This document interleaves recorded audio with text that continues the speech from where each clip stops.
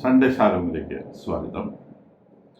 ഇസ്രായേലിന്റെ കഥ പറയുന്ന വീഡിയോ സീരീസിലെ 15ാമത്തെ വോള്യത്തിലേക്ക് നമ്മൾ കിടക്കുകയാണ്. കഴിഞ്ഞ വോള്യത്തിൽ നമ്മൾ പറഞ്ഞു നിർത്തിയത് ഈജിപ്തിൽ നിന്നുള്ള ഒരു രാജവംശമായ മാംലുക്ക് ഈ പ്രദേശം പാലസ്തീന റീജിയൻ കൈയടക്കുകയും 1291 മുതൽ 1517 വരെ ആ റീജിയൻ കൈയടക്കി ഭരിക്കുകയും ചെയ്ത കാര്യമാണ്. വാസ്തവത്തിൽ പാലസ്തീന റീജിയണിന്റെ ഏറ്റവും ഇരുണ്ട കാലഘട്ടം ഇതാണ്. ഇവരുടെ ഭരണ കാലഘട്ടത്തിലാണ് ഈ പാലസ്തീന റീജിയണിലേക്ക് ബദാവികൾ എന്ന് പറയുന്ന നൊമാഡിക് ആയിട്ടുള്ള അറബ്സ്, മുസ്ലിംസ് മൈഗ്രേറ്റ് ചെയ്തു വരുന്നത്. ഏറ്റവും അധികം ബദാവികൾ എത്തിയിട്ടുള്ളത് ഈജിപ്തിൽ നിന്നും യമനിൽ നിന്നുമാണ്. അതുകൂടാതെ ഇറാഖിൽ നിന്നും സിറിയയിൽ നിന്നും ലബനോണിൽ നിന്നും അറബികൾ എത്തിയിട്ടുണ്ട്.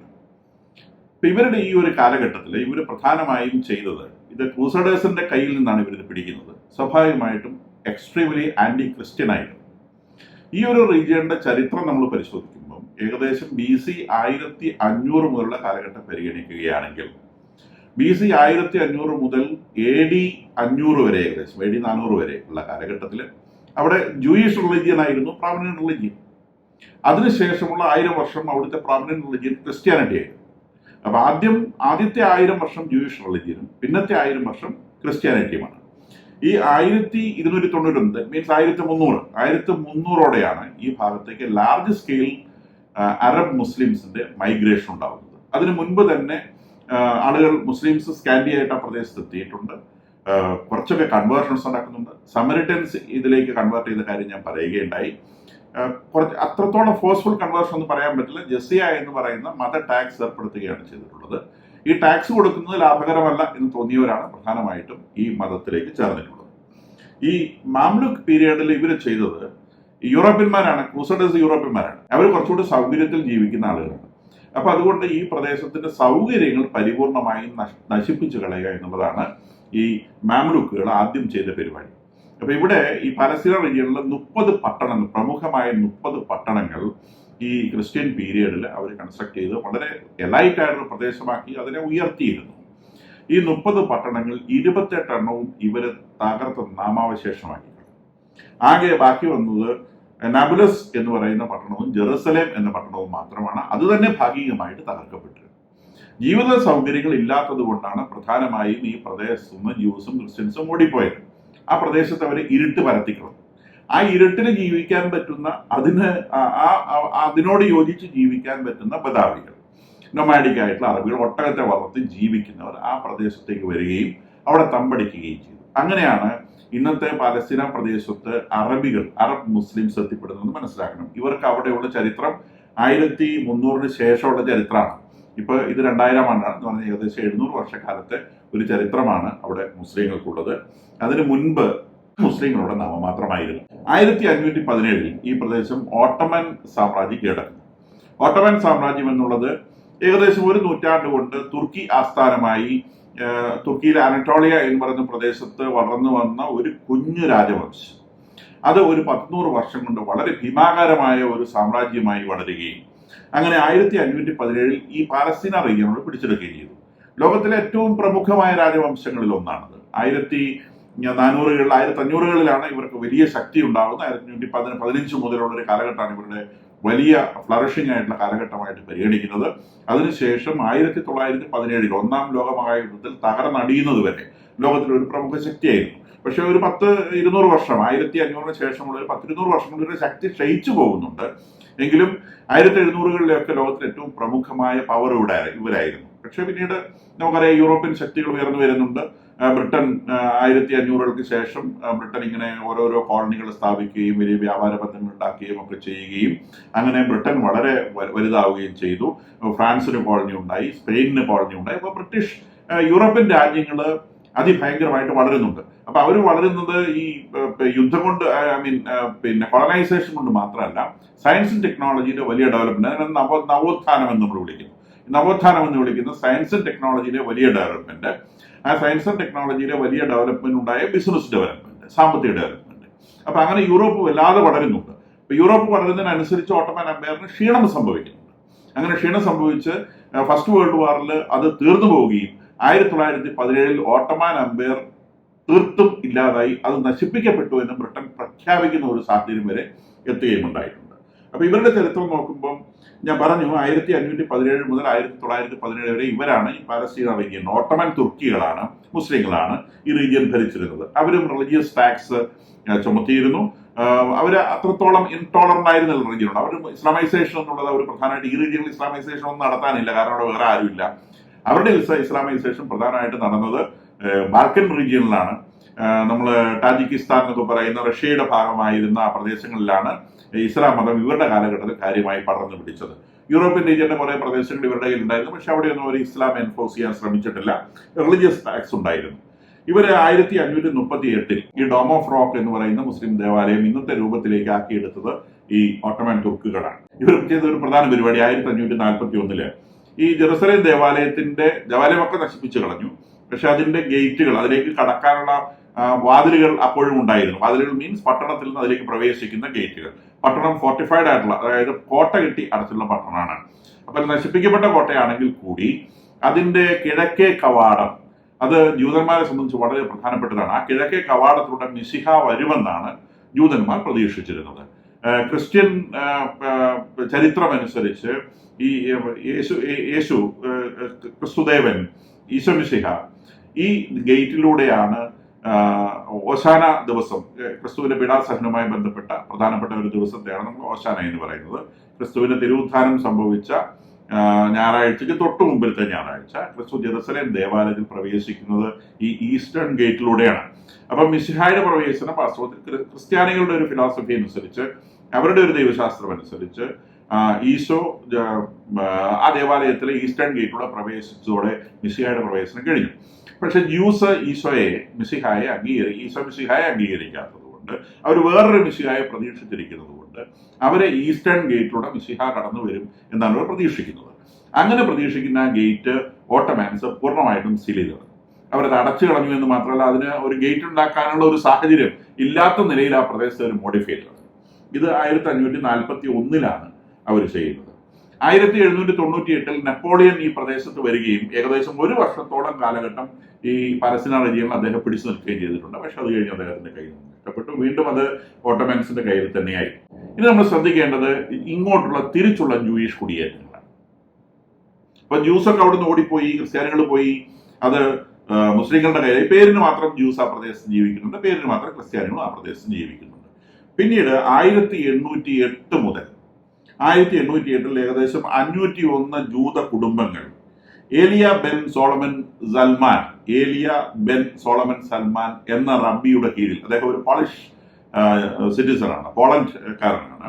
അദ്ദേഹത്തിന്റെ കീഴിൽ ഒരു 501 ജൂത കുടുംബങ്ങൾ ജെറുസലേമിലേക്ക് തിരിച്ചു വന്നതാണ് ഈ ജൂതന്മാരുടെ പാലസ്തീന റീജിയനിലേക്കുള്ള തിരിച്ചു കുടിയേറ്റത്തിന്റെ ആദ്യ ഭാഗം. അവരുടേതാണത്. അവർ കാലാകാലങ്ങളിൽ അവർക്ക് നഷ്ടപ്പെട്ടു പോയതാണ്. ഈ പ്രദേശത്തെ സംബന്ധിച്ചുള്ള വലിയ വേദനയും കൊണ്ട്, സ്വഭവനത്തിലേക്ക് തിരിച്ചു പോകാൻ കഴിയുന്നില്ല എന്ന വലിയ വേദനയും കൊണ്ട് ലോകത്തിന്റെ വിവിധ ഭാഗങ്ങളിൽ വിവിധ റാബിമാരുടെ കീഴിൽ ഇവർ ജീവിക്കുകയാണ്. ഞാൻ ആദ്യമേ വേറൊരു വീഡിയോയിൽ സൂചിപ്പിച്ചിരുന്നു, ഇവര് ഈ ജെറുസലേം ദേവാലയം നശിപ്പിക്കപ്പെട്ടതിന് ശേഷം ഒരു റാബിനിക് കൾച്ചറാണ്. അതായത് ഓരോ പ്രദേശത്തും ഓരോ റാബിമാരുണ്ടാവും. ഈ റാബിമാരാണ് ഈ മതത്തെയും അവരുടെ സംസ്കാരത്തെയും ഒക്കെ പിടിച്ചു നിർത്താൻ അവരെ സഹായിച്ചിട്ടുള്ളത്. അവരുടെ ടീച്ചിങ്സ് കൊണ്ട് അവര് ഈ ജെറുസലേമിനോട് നിരന്തരമായി അറ്റാച്ച്ഡ് ആയിട്ടാണ് ജീവിച്ചിട്ടുള്ളത് എല്ലാ കാലത്തും. അപ്പൊ എന്ന് ജെറുസലേമിലേക്ക് പോകാൻ സാധിക്കും എന്നുള്ളതാണ് ലോകത്തിന്റെ ഏത് മൂലയ്ക്ക് ജീവിച്ചിരുന്ന ഓരോ ജൂതന്റെയും മനസ്സിൽ ഓരോ ദിവസവും ഉണ്ടായിരുന്ന ചിന്ത.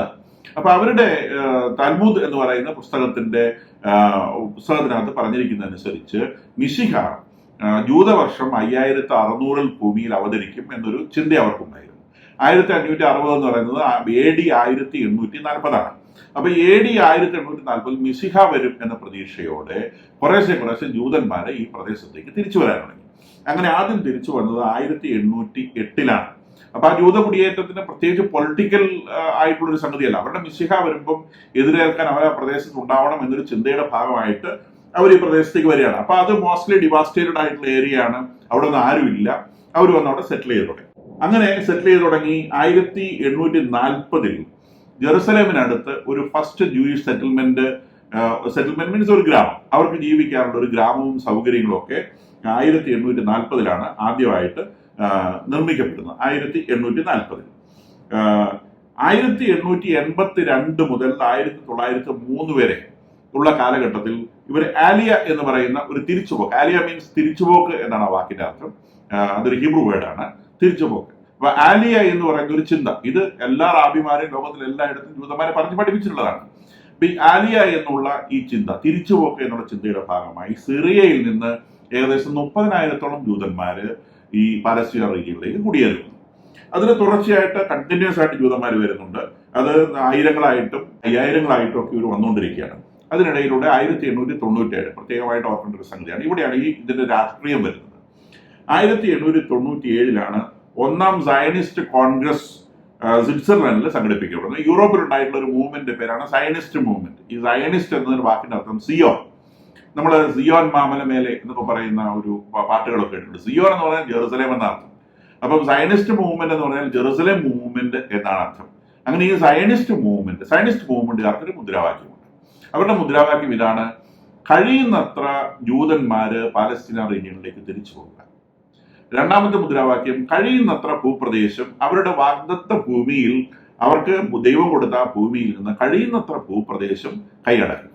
അത് പിടിച്ചെടുക്കുക എന്നതിനേക്കാളേറെ വില കൊടുത്ത് വാങ്ങിയെടുക്കുക എന്നുള്ളതാണ് അവരുടെ അന്നത്തെ ഒരു എയിമായിട്ട് അവർ വെച്ചിരുന്നത്. 3, കഴിയുന്നത്ര അറബികളെ അവിടുന്ന് പുറത്താക്കുക. അപ്പൊ ഈ മൂന്നാമത്തെ കാര്യമാണ് ഈ അറബികൾക്ക് ഏറ്റവും അധികം പ്രയാസം ഉണ്ടാക്കുന്നത്. അതുകൊണ്ടാണ് അവർ സയനിസ്റ്റ് മൂവ്മെന്റിനെതിരെ ഭയങ്കരമായിട്ട് ഒച്ച ഉണ്ടാക്കുന്നത്. അപ്പൊ സയനിസ്റ്റ് മൂവ്മെന്റിന്റെ മുദ്രാവാക്യത്തിന്റെ 3 ഭാഗങ്ങളിൽ ഒന്ന്, കഴിയുന്നത്ര യൂതന്മാരെ ലോകത്തിന്റെ വിവിധ ഭാഗങ്ങളിൽ നിന്ന് അവരുടെ ഹോളി ലാൻഡിലേക്ക് തിരിച്ചു വരിക. 2, കഴിയുന്നത്ര ഭൂപ്രദേശങ്ങൾ അവിടെ കൈയടക്കുക. 3, അറബികളെ കഴിയുന്നത്ര അവിടുന്ന് പുറത്താക്കുക. ഇത് സയനിസ്റ്റ് മൂവ്മെന്റിന്റെ മുദ്രാവാക്യമാണ്. 1897 സ്വിറ്റ്സർലൻഡിൽ തിയോഡോർ ഹെർസൽ എന്ന് പറയുന്ന ഓസ്ട്രിയക്കാരനാണ് ഈ സയനിസ്റ്റ് മൂവ്മെന്റ് ഫൗണ്ട് ചെയ്യുന്നത്. 1901 അഞ്ചാമത്തെ സയനിസ്റ്റ് കോൺഗ്രസ് വരുന്നു. അത് സ്വിറ്റ്സർലാൻഡിലാണ് അഞ്ചാമത്തെ സയനിസ്റ്റ് കോൺഗ്രസ് ചേരുന്നത്. 1901 അവിടെ വെച്ചിട്ടാണ് ജൂയിഷ് നാഷണൽ ഫണ്ട് എന്ന് പറയുന്ന ഒരു വലിയ ഫണ്ട് റൈസ് അവർ തീരുമാനിക്കുകയാണ്. അപ്പൊ ലോകത്തിന്റെ വിവിധ ഭാഗങ്ങളിൽ ജീവിക്കുന്ന ജൂതന്മാരെ ഹൈലി റിച്ചാണ്. അപ്പൊ അവരിൽ നിന്നൊക്കെ പണം സ്വീകരിച്ച് ഒരു വലിയ തുക സംഭരിച്ച് ജൂയിഷ് രാഷ്ട്രം സ്ഥാപിക്കാൻ വേണ്ടി ഇൻവെസ്റ്റ് ചെയ്യുക എന്നുള്ളത് അവര് 1901 തീരുമാനിക്കുന്നത്. ഭൂമി വാങ്ങാനും അവിടെ കൺസ്ട്രക്ഷൻസ് നടത്താനും ഒക്കെ ആയിട്ട് ധാരാളമായിട്ട് പണം ലോകത്തിന്റെ വിവിധ ഭാഗങ്ങളിൽ നിന്ന് ഈ സയനിസ്റ്റ് മൂവ്മെന്റ് ലഭിക്കുന്നു. അങ്ങനെ ധാരാളമായിട്ട് ജൂതന്മാര് ഈ പലസ്തീന പ്രദേശത്തേക്ക് കുടിയേറി വരുന്നു. 1909 ടെൽ അവീവ് എന്ന് പറയുന്ന സിറ്റി അവർ ഫൗണ്ട് ചെയ്യുന്നു. ടെൽ അവീവ് പിന്നെ ഇസ്രായേലിന്റെ ക്യാപിറ്റലാണ്. ഇപ്പൊ ജെറുസലേമാണ് അവർ ക്യാപിറ്റലായിട്ട് പറയുന്നത്. ഇത്രയും കാലം അത് ടെൽ അവീവ് ക്യാപിറ്റൽ സിറ്റി എന്ന് തന്നെ നമുക്ക് കണക്കൂട്ടാം. അപ്പം ക്യാപിറ്റൽ സിറ്റി ആയിട്ടുള്ള സ്ഥലം അത് ഫൗണ്ട് ചെയ്യുന്നത് 1909. 1914 ഓസ്ട്രിയയും സെർബിയയും തമ്മിലുണ്ടായ ഒരു ക്ലാഷ് ആണ് ലോകമഹായുദ്ധം 1 പരിണമിക്കുന്നത്. 1914 ഓസ്ട്രിയയും സെർബിയയും തമ്മിലുള്ള പ്രശ്നം അത് പിന്നീട് വേൾഡ് വാർ 1 മാറുന്നു. 1916 ആയപ്പോഴേക്കും ഈ പിന്നെ ജർമ്മനി ഒരു ഭാഗത്ത് വരുന്നു, മറുഭാഗത്ത് ബ്രിട്ടൻ വരുന്നു. അതിൽ അമേരിക്കയില്ല കേട്ടോ യുദ്ധത്തില്. ഫസ്റ്റ് വേൾഡ് വാറിൽ അമേരിക്കയില്ല. ഇവര് യുദ്ധം ചെയ്ത് അപ്പോഴേക്കും ബ്രിട്ടൻ വലിയ ശക്തിയാണ്. അപ്പോൾ 1916 ആയപ്പോഴത്തേക്കും ബ്രിട്ടനെ ഏകദേശം ജയിക്കും എന്നൊരു ബ്രിട്ടന്റെ അലൈഡ് ഫോഴ്സുകൾ ജയിക്കും എന്നൊരു ധാരണ വരുന്നു. അങ്ങനെ ബ്രിട്ടനും ഫ്രാൻസും തമ്മിൽ ഒരു സീക്രട്ട് അണ്ടർസ്റ്റാൻഡിംഗ് ഉണ്ടാക്കുന്നു. ഈ അറേബ്യൻ റീജിയൻ മൊത്തം പിടിച്ചെടുത്തു കഴിഞ്ഞാൽ അതെങ്ങനെ വീതം ഏതൊക്കെ രാജ്യങ്ങൾ ബ്രിട്ടന്റെ അടിയിൽ വരണം, ഏതൊക്കെ രാജ്യങ്ങൾ ഫ്രാൻസിന്റെ അടിയിൽ വരണം. ഈ അണ്ടർസ്റ്റാൻഡിങ്ങിന്റെ ഭാഗമായിട്ട് പാലസ്തീന റീജിയൻ പിടിക്കപ്പെടുമ്പോൾ അത് ബ്രിട്ടന്റെ കയ്യിൽ വരണം എന്ന് തീരുമാനം വരുന്നു. 1917 ബാൽഫോർ ഡിക്ലറേഷൻ എന്ന് പറയുന്ന ബ്രിട്ടീഷ് ഗവൺമെന്റ് ഔദ്യോഗികമായിട്ടുള്ള ഒരു ഡിക്ലറേഷൻ പുറത്തിറങ്ങുന്നു.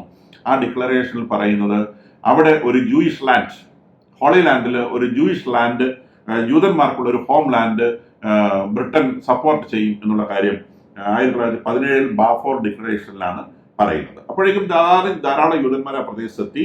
1918 ഞാൻ നേരത്തെ സൂചിപ്പിച്ചതുപോലെ ഓട്ടോമൻ എംപയർ ഇല്ലാതെയായി. ബ്രിട്ടൻ അതിന്റെ പരിപൂർണമായ ഡിസൊല്യൂഷൻ അതില്ലാതായി എന്ന് പ്രഖ്യാപിച്ചു. 1922 council of league of Nations, അത് യുണൈറ്റഡ് നേഷൻസിന്റെ ആദ്യ ഭാഗമാണ്. ഫസ്റ്റ് വേൾഡ് വാർ കഴിഞ്ഞ സമയത്ത് രാജ്യങ്ങളെല്ലാം കൂടെ രൂപീകരിച്ച ഒരു സംഗതിയാണ്. Council of league of Nations ഈ ബാൽഫോർ ഡിക്ലറേഷൻ, ബ്രിട്ടൻ നടത്തിയിട്ടുള്ള ബാൽഫോർ ഡിക്ലറേഷൻ, അതായത് ജൂതന്മാർക്ക് ഒരു ഹോംലാൻഡ് വേണം എന്നുള്ളത് council of league of Nations 1922 അംഗീകരിക്കുന്നു. അതോടെ ഈ പ്രദേശത്തുള്ള ജൂതന്മാരുടെ മൈഗ്രേഷൻ വല്ലാതെ കൂടുന്നു. ഇത് കണ്ട് 1929 1936 മുതൽ 1939 വരെയുള്ള കാലഘട്ടങ്ങളിലും അറബികൾ ജൂതന്മാർക്കെതിരെ കലാപം സംഘടിപ്പിക്കുന്നുണ്ട് പാലസ്തീൻ റീജിയനിൽ. ഒരുപാട് പേർക്ക് ജീവൻ നഷ്ടപ്പെടുന്നുണ്ട്. രണ്ട് ഭാഗത്തും ആൾനാശം ഉണ്ടാവുന്നുണ്ട്. വലിയൊരു യുദ്ധം എന്ന് പറയാൻ പറ്റില്ല, ഒരു കലാപമാണ് രണ്ട് ഭാഗത്തേക്കും. ഈ കലാപം ബ്രിട്ടനാണ് അവിടെ നിന്ന് ഭരിക്കുന്നത്. അതുകൊണ്ട് ബ്രിട്ടൻ അത് കലാപം അടിച്ചമർത്തി അവിടെ സമാധാനം കൊണ്ടുവരുന്നു.